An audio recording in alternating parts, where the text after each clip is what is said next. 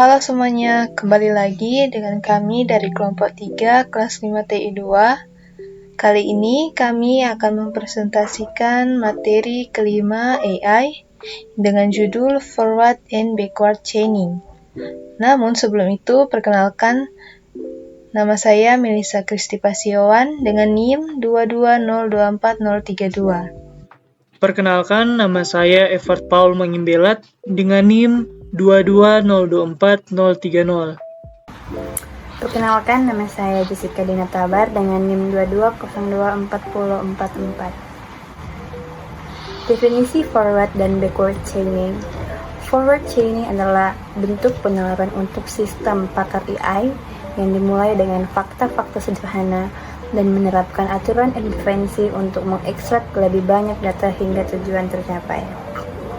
Dan backward chaining adalah strategi lain yang digunakan untuk membentuk sistem pakar AI yang digunakan dengan tujuan akhir dan bekerja mundur melalui aturan AI untuk menentukan fakta-fakta yang mengandung tujuan. Definisi forward and backward chaining. Sistem pakar terdiri dari dua komponen utama, yaitu knowledge base. Ini adalah kemampuan fakta terstruktur mengenai domain sistem tersebut. Yang kedua, inference engine.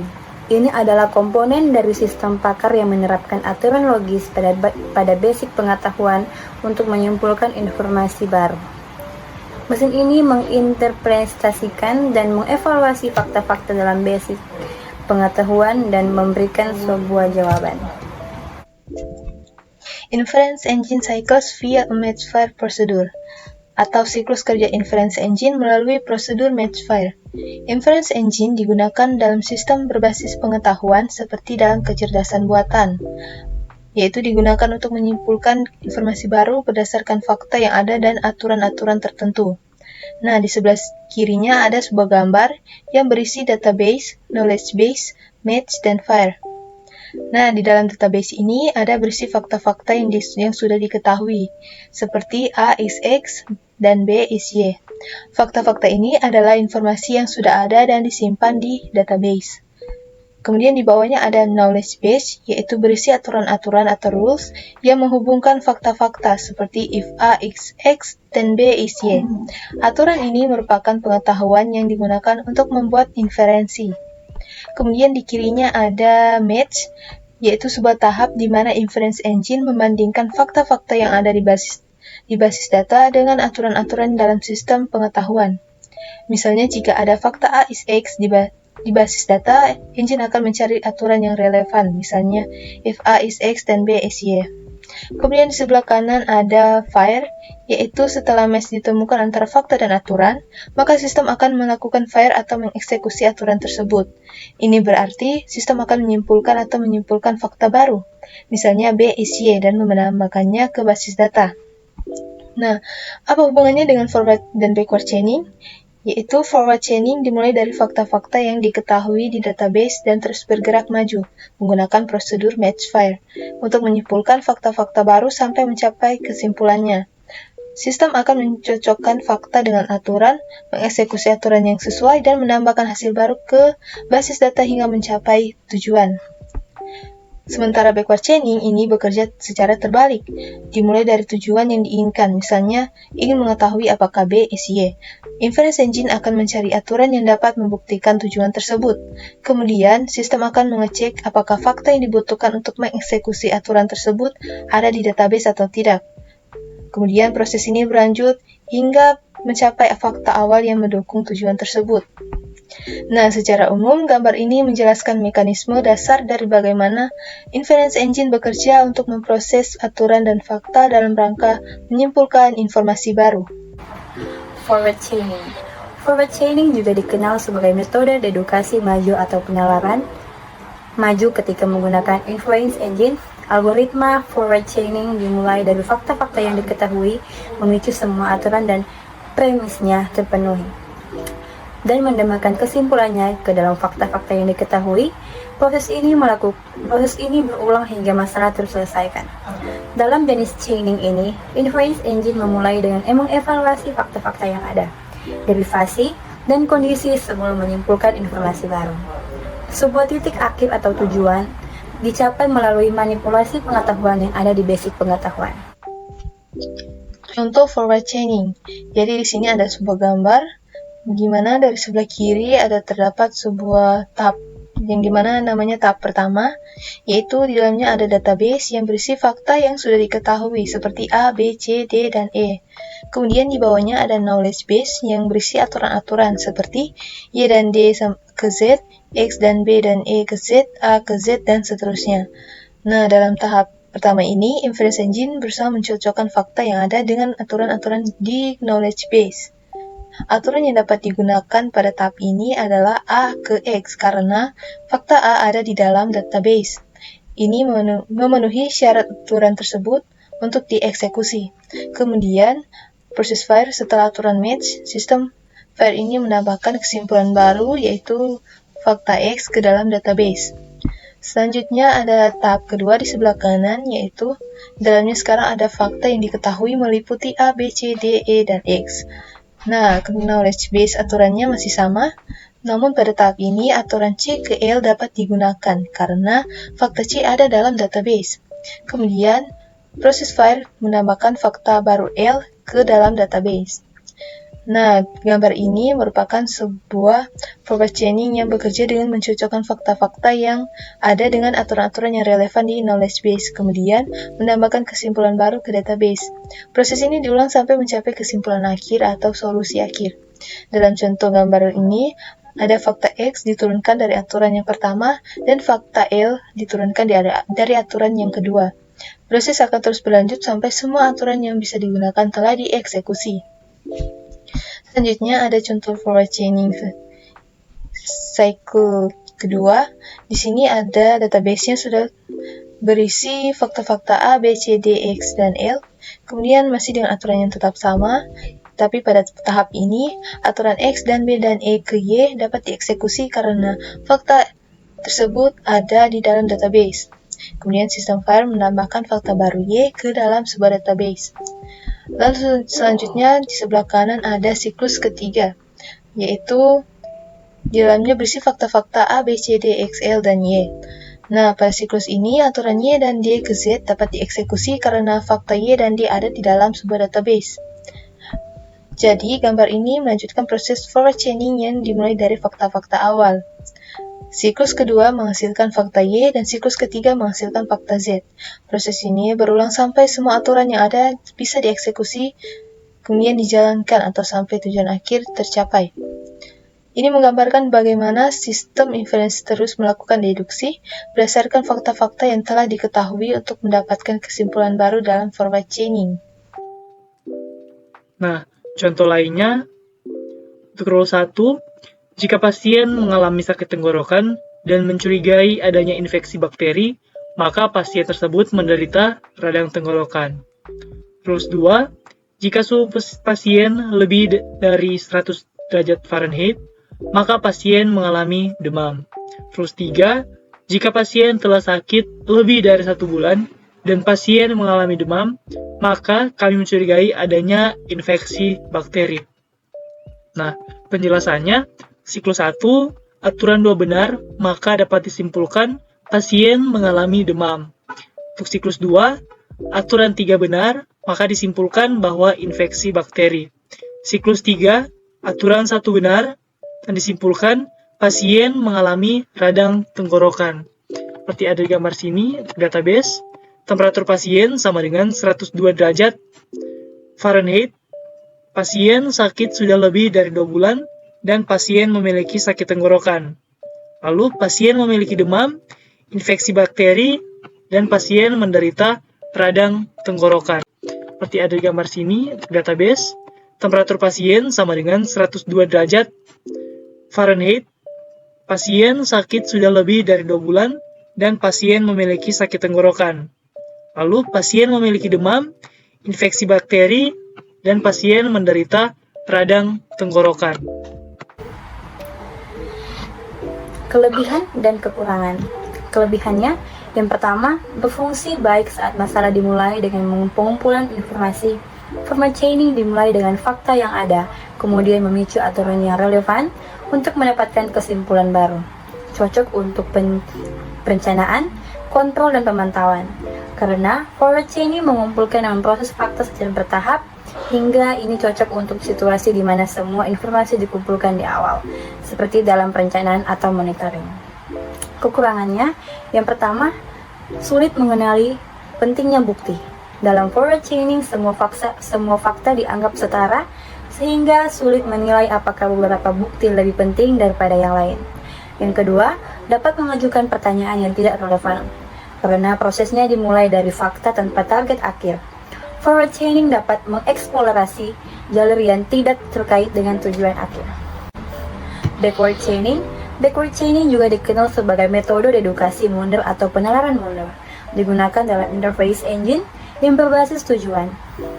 Dalam metode ini, inference engine sudah mengetahui keputusan akhir atau tujuan yang ingin dicapai. Proses dimulai dari tujuan spesifik, dan sistem bekerja mundur untuk menentukan fakta-fakta yang ada, apa yang harus ditegaskan agar tujuan dapat dicapai. Metode ini bekerja secara mundur dari sebuah kesimpulan atau hipotesis, dan mencoba mencapai serangkaian kondisi atau subtujuan yang mendukung kesimpulan tersebut. Proses ini terus berlanjut hingga tujuan terbukti atau terbantahkan, sampai tidak ada lagi kondisi yang bisa dicocokkan. Backward chaining sering digunakan dalam aplikasi seperti debugging, diagnosis, dan riset resolusi, di mana sistem memulai dari kesimpulan akhir dan memvalidasinya dengan melacak kembali serangkaian fakta yang diperlukan untuk membuktikannya. Contoh backward chaining yang pertama yaitu di sini ada gambar, ada PS1, PS2, dan PS3. Nah, ada di kiri PS1. Tujuan yang dicari adalah Z. Kemudian dalam knowledge database-nya berisi aturan-aturan yang sama seperti contoh pada forward chaining, yaitu ya Y dan D ke Z, X dan B dan E ke Y, dan seterusnya. Nah, di sini prosesnya untuk mencapai Z, subgoal Z-nya, aturan Y dan D ke Z dipilih. Jadi sekarang sistem harus mencari sebuah Y dan D untuk menentukan subgoal-nya Y.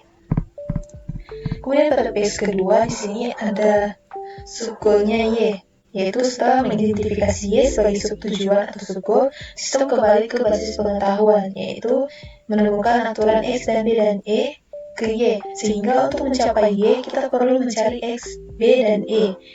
Kemudian X ini menjadi subgoal selanjutnya. Kemudian pada phase yang ketiga, kini untuk mencapai X, aturan A ke X dapat digunakan, di mana X dapat dicapai jika A benar. Prosesnya, jika A ditemukan dalam database, maka X dapat terpenuhi dan sistem dapat kembali menyelesaikan subgoal lainnya untuk mencapai tujuan awalnya, yaitu Z. Kemudian di sini ada PS4. Di sini sudah menggunakan match dan fire. Dalam PS4 ini, sistem mengecek fakta yang ada dalam database untuk melihat apakah fakta-fakta tersebut sesuai dengan aturan yang ada di knowledge base. Kemudian dalam knowledge base ini ada beberapa aturan yang menunjukkan hubungan antara subgoal dan fakta. Misalnya aturan A ke X menunjukkan bahwa jika A benar, maka X juga benar. Kemudian proses fire ini mencocokkan fakta dan aturan, kemudian menembakkan hasil aturan ini dan mengonfirmasi subgoal X berdasarkan fakta yang ada di dalam database. Selanjutnya pada phase kelima, yaitu dalam langkah ini sistem mencoba mencapai subgoal Y, yang dimana fakta yang tersedia masih sama, tetapi sistem juga mencocokkan fakta baru seperti fakta X yang sudah terkonfirmasi dari phase 4. Dalam knowledge base ini, aturan di sini lebih kompleks seperti X dan B dan E ke Y, yang menunjukkan bahwa untuk mencapai Y, sistem memerlukan konfirmasi dari fakta X, B, dan E. Nah, proses lainnya setelah menemukan bahwa semua fakta untuk aturan ini terpenuhi, sistem kemudian mencapai subgoal Y. Lalu yang terakhir ada phase 6. Setelah subgoal X dan Y terpenuhi, sistem bekerja menuju ke goal Z, atau tujuan terakhir yaitu Z, yang merupakan tujuan akhir. Di sini aturan-aturan yang diperlukan untuk mencapai Z, termasuk fakta-fakta dan subgoal sebelumnya. Dalam knowledge base-nya, sistem menggunakan aturan seperti Y ke Z dan L dan M ke Z, yang menunjukkan bahwa untuk mencapai Z, kita memerlukan Y dan beberapa fakta lain seperti L dan M. Nah, proses lainnya ini, jika semua kondisi terpenuhi, maka sistem menyimpulkan bahwa goal Z ini dapat dicapai. Jadi, contoh backward chaining ini dimulai dengan tujuan akhir yaitu goal set dengan bergerak mundur ke goal dan fakta-fakta yang mendukung tujuan tersebut. Jadi, contoh gambar ini menggambarkan bagaimana sistem inferensi mencocokkan fakta dengan aturan untuk menimbangkan hasil secara bertahap mencapai tujuan akhir. Di sini ada contoh yang sama di forward chaining, tapi kali ini tentang backward chaining, yang dimana ini dimulai dengan serangkaian fakta yang sama, yaitu temperatur pasien sama dengan 102 derajat Fahrenheit, pasien sakit sudah lebih dari 2 bulan, dan pasien memiliki sakit tenggorokan. Namun sekarang dimulai dengan tujuan, yaitu pasien mengalami radang tenggorokan dan mencoba untuk membuktikannya dengan menggunakan aturan dan fakta. Nah, backward chaining ini memiliki kelebihan dan kekurangan.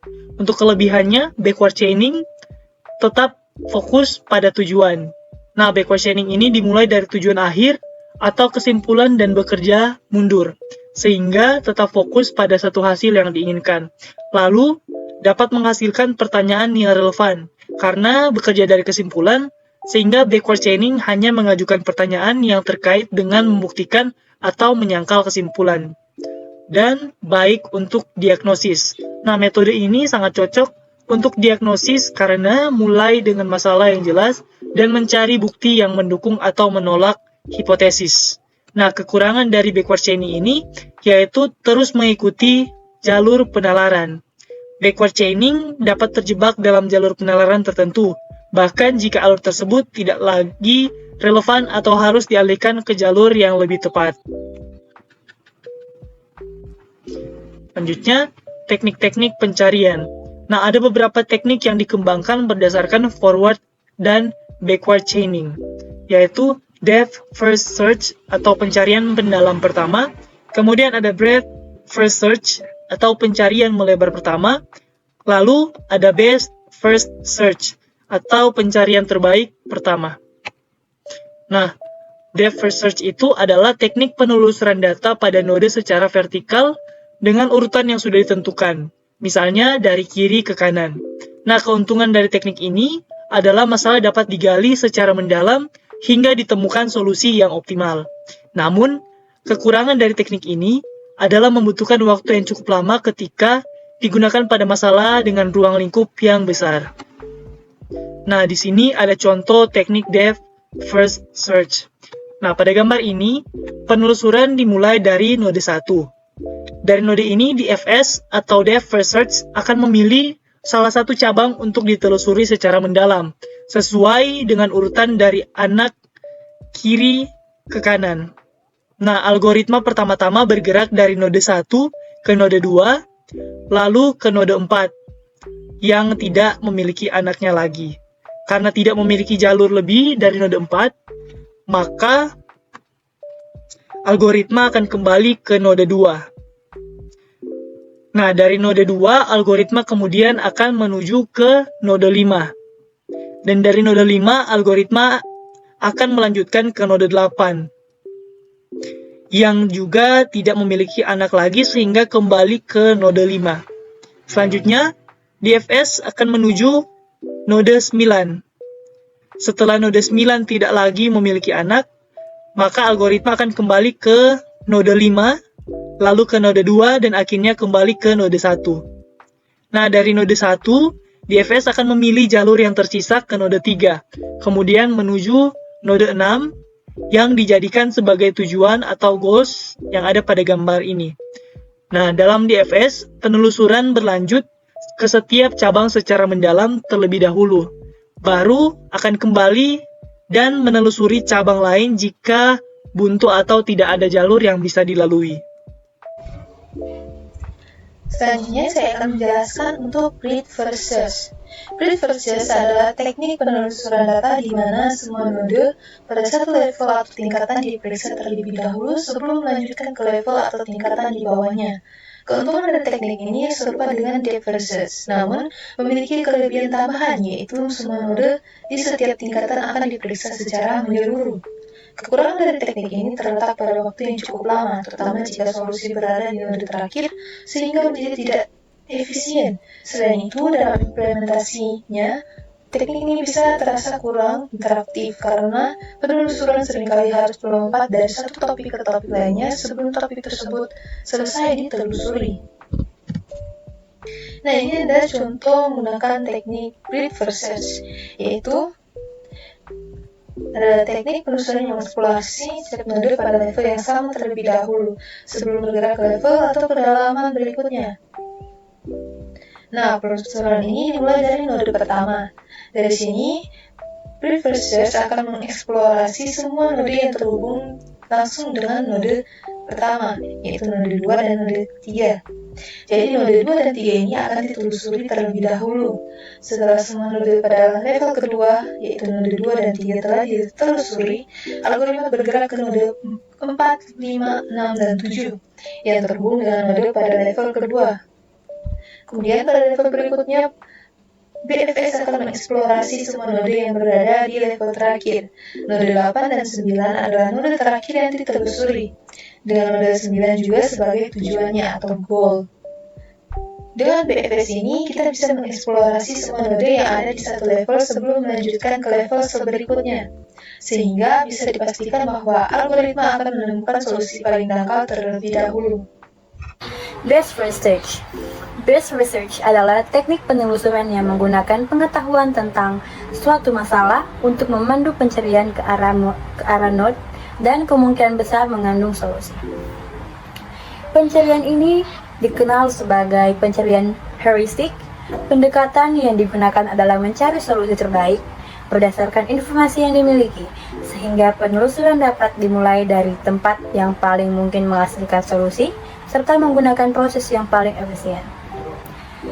Keuntungan dari pencarian ini adalah mengurangi komputasi karena hanya solusi yang menjanjikan saja yang diuji, dan pencarian akan berhenti ketika solusi yang mendekati optimal telah ditemukan.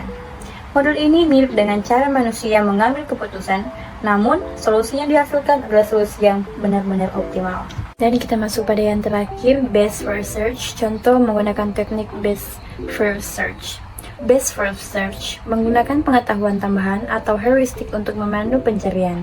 Algoritma ini selalu memilih node yang tampaknya paling dekat atau paling mungkin menuju solusi. Berdasarkan solusi heuristik tertentu, dalam gambar pencarian dimulai dari node 1, berdasarkan heuristik node 3, dipilih setelah node 2 atau panah 1 dan 2. Karena mungkin lebih menjanjikan menurut heuristik yang digunakan atau seperti jarak biaya yang lebih kecil untuk menuju tujuan. Setelah sampai di node 3, algoritma akan mengevaluasi anak-anak node tersebut. Node 6 langsung dipilih karena dianggap paling mendekati solusi berdasarkan nilai heuristiknya, panah 3. Node 6 mengarah ke tujuan atau goal, sehingga pencarian berhasil. Keuntungan dari burst first search adalah kemampuannya untuk menemukan solusi secara lebih efisien dengan memanfaatkan informasi tambahan untuk membuat keputusan yang lebih baik dan pencarian. Kekurangannya, algoritma ini dapat terjebak dalam pencarian lokal terbaik atau lokal optimum dan mungkin tidak selalu menjamin menentukan solusi optimal secara keseluruhan, tergantung pada kualitas heuristik yang digunakan. Nah, itulah penjelasan dalam bentuk presentasi dari kami kelompok 3 kelas 5 TI UAT tentang materi kelima mata kuliah AI. Sekian dan terima kasih.